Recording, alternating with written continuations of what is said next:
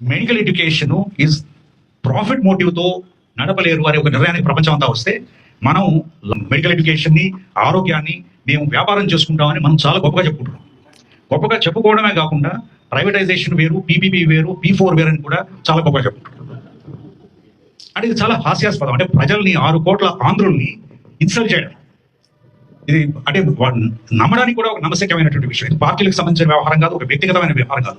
ఇది 6 కోట్ల ఆంధ్ర ప్రజల భవిష్యత్తు.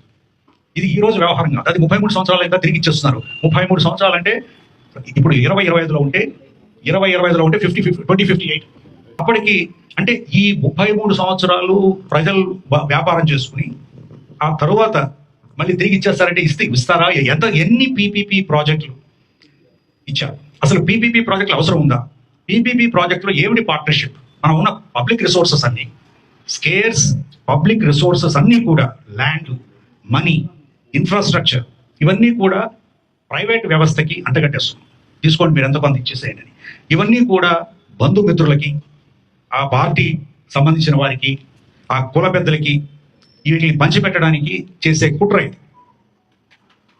ఇది ప్రజలను తెలుసుకోవాల్సిన అవసరం ఉంది. ఇక్కడ మొత్తం అంతా 6 కోట్ల ఆంధ్రులు కూడా ఈ విషయం గురించి తెలుసుకోవాల్సిన అవసరం. నేను